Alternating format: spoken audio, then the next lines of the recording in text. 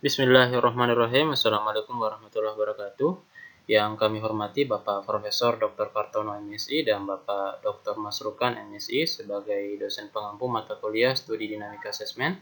Saya Andi Saparudinur akan mempresentasikan rangkuman bab 8 yang berjudul Applying Dynamic Assessment with Adults and Seniors.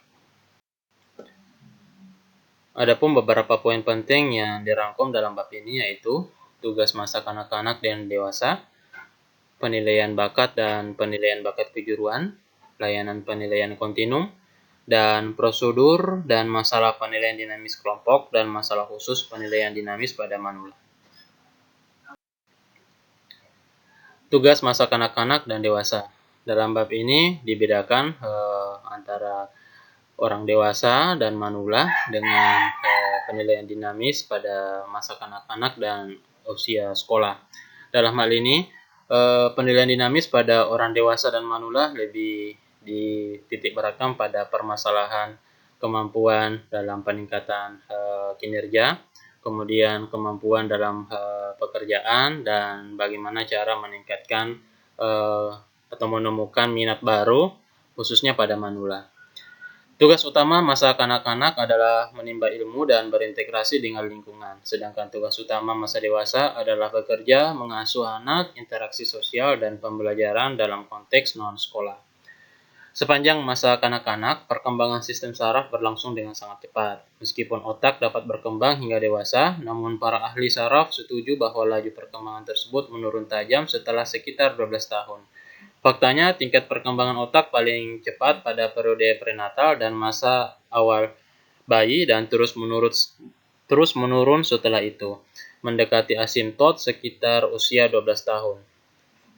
Untuk tujuan penilaian, perbedaan ini menunjukkan adanya diferensiasi antara akuisisi awal informasi dan alat metakognitif belajar dalam kasus anak-anak, dan proses belajar atas dasar pengetahuan yang diperoleh sebelumnya atau pembelajaran metakognitif di luar urutan perkembangan yang biasa terjadi pada orang dewasa.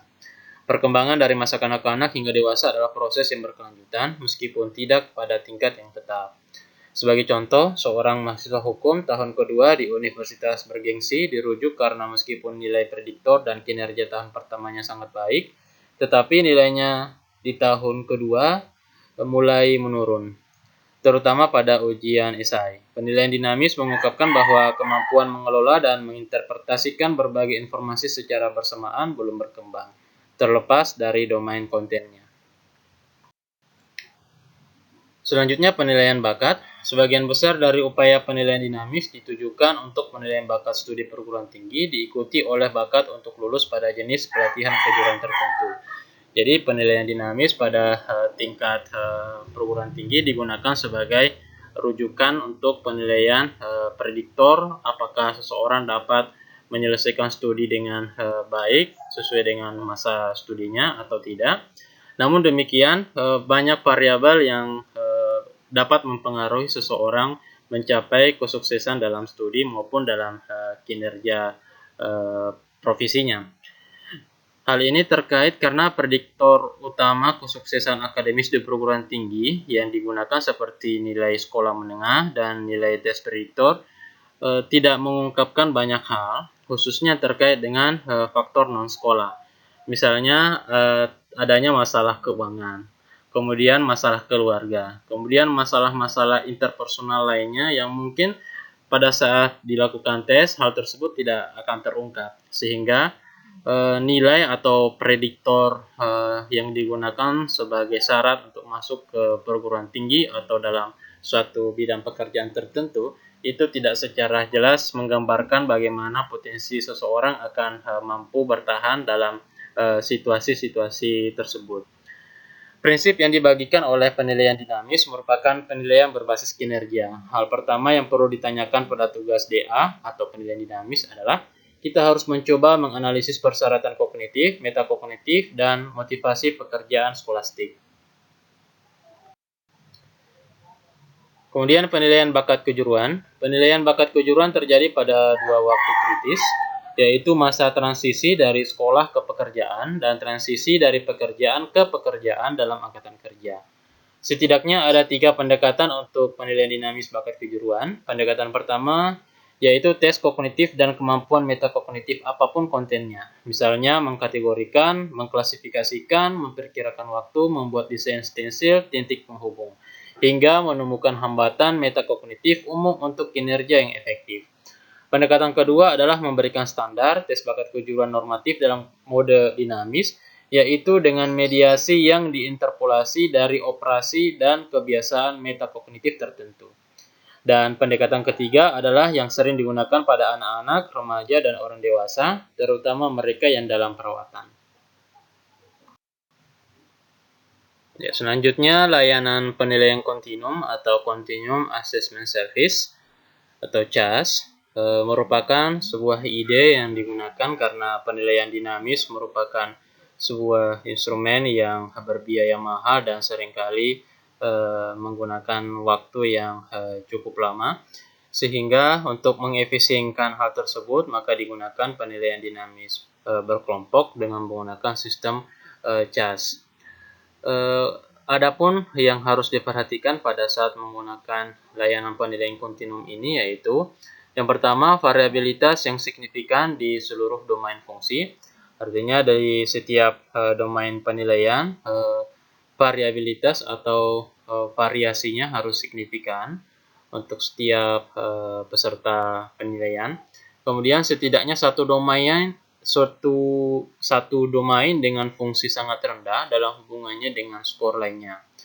Kemudian satu atau lebih domain yang berfungsi sangat tinggi dalam kaitannya dengan skor lainnya. Kemudian mengamati secara informal tanda-tanda kerja atau motivasi belajar yang buruk, serta pertanyaan yang diajukan sebelum pengujian kelompok yang belum dijawab. Adapun prosedur penilaian dinamis kelompok, penilaian dinamis merupakan proses yang memakan waktu dan seringkali mahal. Banyak yang mencatat bahwa penggunaan penilaian dinamis akan lebih praktis jika dapat dilakukan secara berkelompok pada satu waktu. Adapun prinsip penilaiannya yaitu tugas harus sesuai dengan semua peserta kelompok dan relatif homogen. Kemudian instruksi harus cukup jelas untuk setiap individu dengan satu atau dua orang dalam kelompok. Mediasi yang akan diinterpolasi harus standar. Kemudian penguji harus memiliki kemampuan merespon pertanyaan dan kesulitan individu dengan tugas. Selanjutnya direkomendasikan untuk menggunakan tugas-tugas yang tidak membutuhkan tanggapan tertulis yang ekstensif. Kemudian penguji harus mengontrol kecepatan pengujian sehingga semua peserta mengerjakan masalah yang sama pada waktu yang sama. Adapun masalah penilaian dinamis kelompok, yaitu penilaian dinamis kelompok tidak dapat lebih spesifik atau selaras dengan penilaian dinamis individu. Selanjutnya, penilaian dinamis kelompok terlalu besar untuk penilaian dinamis individu agar praktis. Prosedur CAS atau layanan penilaian kontinum yang dimodifikasi menggunakan skor tes standar dan wawancara individu. Penilaian dinamis yang digunakan terdapat 3 instrumen, yaitu LPAD variasi 1 dan 2 dalam format mediasi terdistribusi kelompok dari tes abstrak verbal atau TVA dan uji desain stensil representasi. Pada buku ini terdapat contoh penilaian dinamis kelompok pada 400 tentara yang dibagi menjadi 8 kelompok masing-masing 50 orang, di mana hanya terdapat 2 lembar jawaban yang rusak dikarenakan antara tes soal dengan jawaban tercampur sehingga tidak diikutkan dalam proses analisis selanjutnya. Dari jawaban yang terkumpul secara keseluruhan, terdapat peningkatan skor yang signifikan dari pretest statis ke post-test statis pada ketiga instrumen. Selanjutnya masalah khusus pada manula atau masalah khusus penilaian dinamis pada manula, yaitu perhatian perkembangan pada manula adalah penting, terutama proses penilaian dinamis. Intelektual berfungsi dalam kedewasaan dipengaruhi oleh banyak variabel, misalnya gangguan sensorik polifarmasi, yaitu penggunaan beberapa obat, kemudian aktivitas motorik yang melambat dan waktu reaksi, motivasi tingkat pendidikan, serta variasi dan intensitas kepentingan dan aktivitas intelektual. Kehilangan memori efektif adalah tanda paling jelas terkait usia lanjut. Adapun strategi metakognitif yang dapat dilakukan yaitu melalui pelatihan, melalui pengulangan, kemudian pengelompokan asosiatif, membuat gambaran mental, membuat daftar, menghubungkan informasi baru, menghubungkan ingatan. Semua strategi menjadi bagian dari mediasi sela antara pretest dan posttest. Manula memiliki lebih banyak pengalaman dan pemahaman yang lebih baik tentang pentingnya aturan sehingga lebih memudahkan dalam penilaian. Penilaian dinamis dapat membantu Manula menemukan kembali dan kemampuan mereka yang sebelumnya hilang, membantu memulihkan gangguan saraf, membantu perawatan kesehatan lainnya, dan membantu Manula menemukan minat dan kemampuan baru.